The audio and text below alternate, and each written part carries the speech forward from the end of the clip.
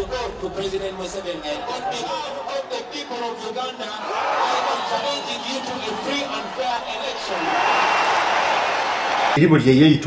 Bobi Wine wakudda nga alayira nga president omujja ebyafaayo bizze biraga emyaka giri ku saidi obonero obweggulu obonero obutonzi ate obolyawo n'ebyafaayo bwe biti bwe bizenga biraga kati njagala kuyisa mu ba president ba Uganda abagenze nga mu bwanganguse ne badda n'amaanyi gano bagajjawa era lwaki agwe muna Uganda oyina kubanga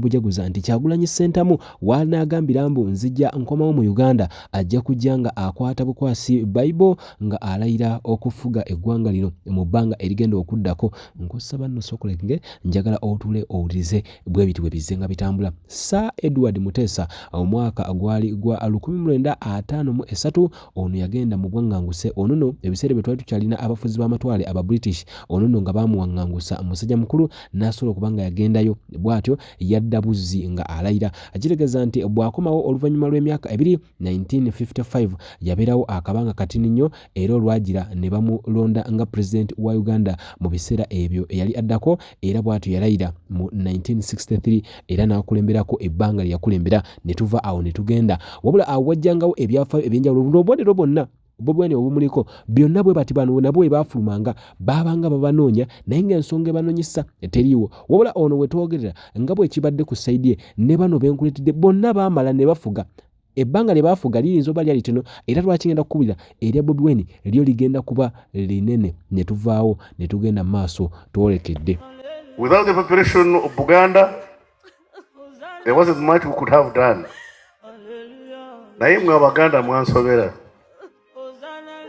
oyinza otya okufumba oluwombo n'oluwa mujjaawo y'aba alugabula. Apollo Milton Obote bw'atyo kabaka Edward Mutesa ono naye yamuwangangusha musajja mukulu mwaka gwa 1966 ono yamugamba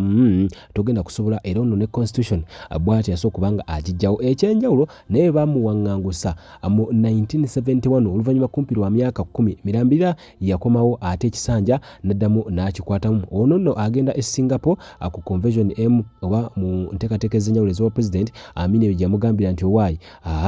nande tokyayina wo bwogerero era bw'atyo naddukira mpaka e Tanzania gye yabeererayo ddala yakomawo mu mwaka gwa May owa 1980 era bw'atyo yasobola kubanga agoba Amini edada n'alayizibwa nga president addako obubonero bwonna obwaliwo mu ebyo ebiseera abasoma ebyafaayo atukkiriziganya nti musajja mukulu ate Robert Kyagulanyi Ssentamu ebyafaayo bye naye wetwogera obubonero bweyoleka nti naye waalidda oba oliawo ensonga oba oliawo kakati Amini dada kigambya Nemufumba oluwombo nembulusalendalinga ewa mujja wammwe y'aba alugabula. January 2025 Idi Amin Adada akijambia akwatamu 71 mpaka 79 era bw'atyo yasobola kubanga ateekerawo ddala embeera ebimu ku byagenda maaso ono yagamba nti ebyaddala eggwanga Obote waliwo yali mu summit e Singapore yamugamba nti gwe ssebo eggwanga lino olifuga bubi. Amini abagamba nti yali musajja si yeyeerya ntama yali musajja mukambwe waddenga abamuli okumpi bagamba yali musajja mulungi ono ajjukirwa okugoba abayindi aba Asia era amaduka ag'enjawulo mu kibuga Kampala n'agagabira bannansi bannayuganda era obufuzi bwono abantu abasinga bagamba nti bwali bubi naye era abamu bakugamba nti ku mulembe gwa Amini waliwo okwagala eddembe waliwo okwagala eggwanga era kyabanga kikola kyamaanyi waddenga ebyafaayo ebisinga bimusiiga enziro ono naye yawangangusibwa mu bbanga eryaddako awo bw'atyo nadduka mu ggwanga erya Libya bw'atyo n'amala n'agendako mu Iraq katini nnyo eyo gyava nakkirira mpaka mu ggwanga erya Saudi Arabia eyo gyafiira mu mwaka gwa 2025 nga yafa mwavu olunkupe kakati ne tugenda wano ewaddako bw'atyo naye yasuulawo entebe oba baagimusuuza teyagisuula actually akali controversial era bagamba nti Obote mu kukabba wamma goyinza kukageraageranya oba nakeewa genda osome ebyafaayo bigamba bitya awo waddawo abalala abafugayo ebbanga myezi 3 myezi 2 mwezi gumu abo olyawo Kironde Yusuf Mumujjuka Yusuf Lule 1979 omusajja mukulu yajjako oluvannyuma lw'okuva mu Exile bw'atyo omusajja mukulu yafugayo ennaku ze 68 era bw'atyo yajjibwa mu office ate bw'atyo n'addukira e Tanzania eyo gye yabeerera mu house arrest era oluvannyuma yakomawo bw'atyo yaddukira mu United Kingdom eyo gye yagenda ate buli awo gye yafiira mu 1985 Godfrey Abinayisa ono ye yasooka n'addusibwako akasinde era lwagira bwe yakomawo bw'atyo yarayizibwa ate abakulu n'afugako ebbanga naye lye yafugako mu Uganda wano yaddukira US n'addukirako ne UK naye nga naye yakomawo n'afuga omukulu ayitibwa Tito Okero Lutwa ono nno yaddukira Tanzania mu 71 era oluvannyuma lwa Amin ng'amaze okuwamba era ono bw'atyo yafuuka komanda n'akomawo era bw'atyo omusajja mukulu bwe yadda nno mu 79 era ebbanga teyamalayo ate obalyawo eriryawo ennyonnyonyo 71 n'adda 79 era olutalo olwali olw'ekwenunula era bw'atyo yasavinga ame komanda oluvannyuma n'alidinga mu 85 mu kuupu eyo era oba olyawo n'asavingayo emyezi gye yasavingayo omusajja mukulu Tito Okero Lutwa n'abalala bangi we baddira kati obubonero obusinga bwoleka ku musajja mukulu era bulaga nti ono naye obubonero obuliwo bulaga Kyagulanyi Ssentamu Robert simanyi ddala ng'okusinza ku byenkugambye njagala gwe abambulira byebyo bituufu obubonero ddala omukulu anaalayira oba taalayire Bobi Wine bwe njogerako okusinza ku bubonero n'ebyafaayo nga biraga okuva bano bonna engenda zaabwe n'enkomawo zaabwe engenda Bobi Wine oluvannyuma lwa byonna by'adayitamu byonna biraga nti yandibanga waliwo ekyoleka akabonero akamannyo akanene kati tugenze ku Yoweri Kaguta Museveni ono nno abamu bagamba omwagalwa w'abangi neta abo aba NRM ono naye yaliko mu bwaŋŋanguse era ebyaddala olwava yo bwati mu mbeera ey'enjawulo oluvannyuma lw'emmundu n'okulwanagana okwaliwo mu njuyi ez'enjawulo mu ggwanga Uganda ono yalayizibwa mpaka ajjo ly'abalamu era asuubirwa okuddamu 2026 Katonda nga ye mubeezi abali baawo mulinyumya abali e Uganda mulinyumiza abo abataliyo nti ebyaddala musajja mukulu emyaka emirala ate Katonda agimuwadde akulembere eggwanga lya Uganda kati bwe bityo byafaayo bizenga biraga abakulembeze bano ki ekiddira eri Bobi Wine obubonero bwo bwebwo bwenkunyonyodde bino binaddamu ebyafaayo bineddiŋŋana oba nedda. Assalamu alaikum warahmatullahi wabarakatuh. Yenze Haji Aruno omusomi w'edduwa asangibwe Bulumagi ku luguudo lw'Ejjinja nkola ku bintu ebyenjawulo ng'emuli endwadde zitawaanya abantu aba bulijjo nkola ku abo bonna abalina ebizibu mu mukwano bw'oba olina ebizibu mu mukwano jangu gyendi neeyonera nsobole okumalira ensonga nkola ku mikisa egy'emirimu nkola ku abo abaagala okugenda ebweru buntu nk'okozesebwa amajiini okozesebwa saitwani ebyo byonna mbikolako osobola okukozesa ennamba z'olaba ku screen oba okuweereza obubaka ku WhatsApp. Kano kankasindike eri buli eyeeyita omugezi yafulumye teyafulumye lwaki yafulumye yagiseewa byonna bibi nti omanyi buli abeera ku neti okimanyi nti mugezi bitya mwagala nnyo eŋŋombe ezimu muzeesaleko mwagala nnyo eŋŋombo tebigatta bigatta gwe wabi wakoze omuwendo wagenda programu ekola totosaamu y'omuwendo y'ebintu ebyo byagala bigatte sooka weetegereze ebifaananyi ebyo bibiri byetegereze kino ekimu Bobi Wine yabadde ali mu Uganda vidiyo gye yasembyeyo okukola ng'agamba nti we munaagirabira mumanye empiseemu engoye ze zimu n'enkofiira y'emu ndowooza okiraba kitegeeza obudde bwe yali bwe bumu n'agenda n'alinnya ennyonyi kati ekyebuuzibwa ennyonyi yagirinnya wa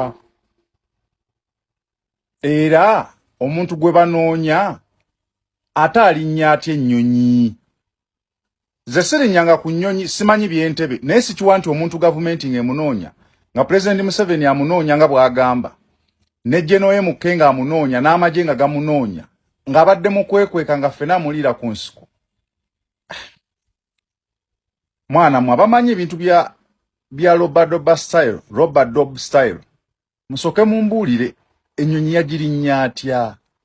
entebe International Airport n'ayitawo kyagwe nga tebamunoonya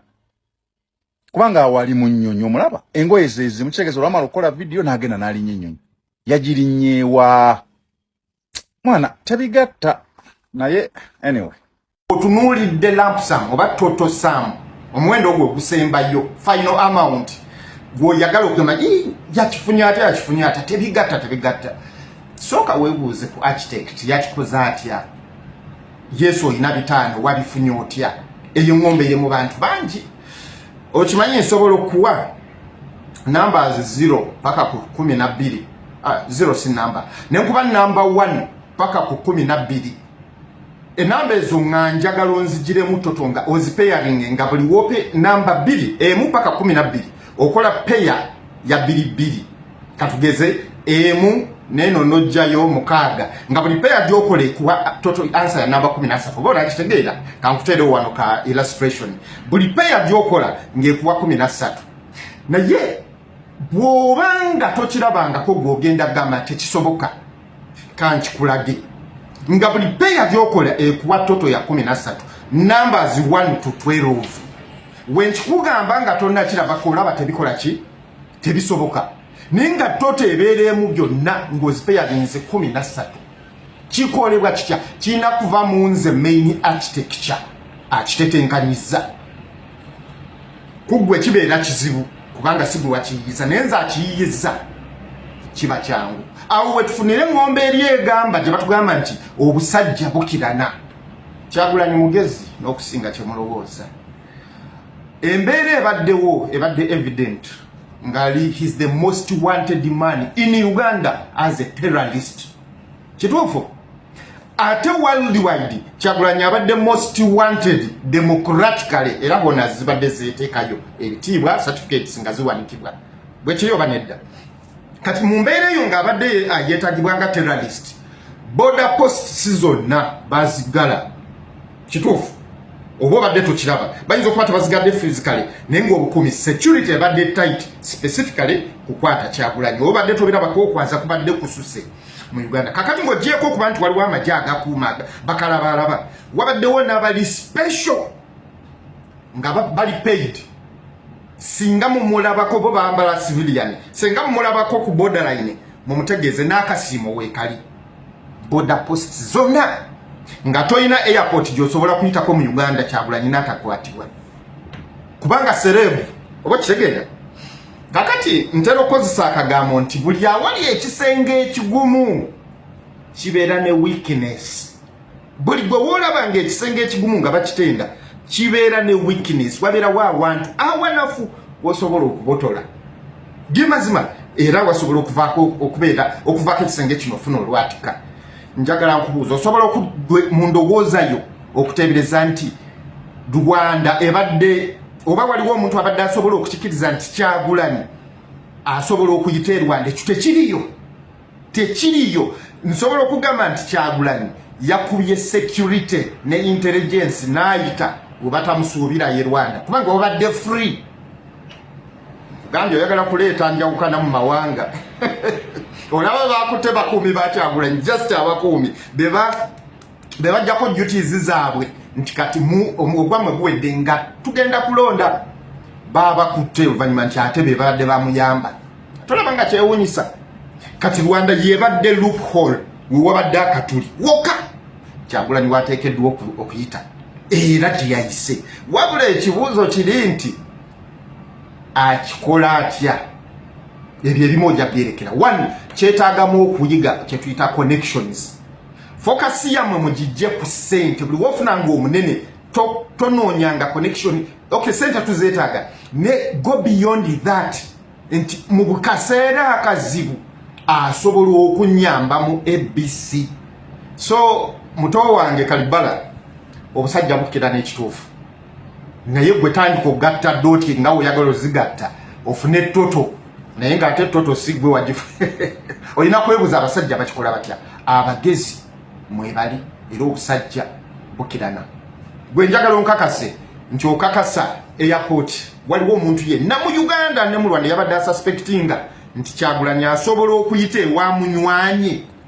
n'afuluma kubanga ennyonyi eziri waliwo kye tuyita radar control civil aviation mweri buli nnyonyi ejja mu Uganda eba eteekeddwa okuba civil emanyiddwa civil aviation authority bwekiri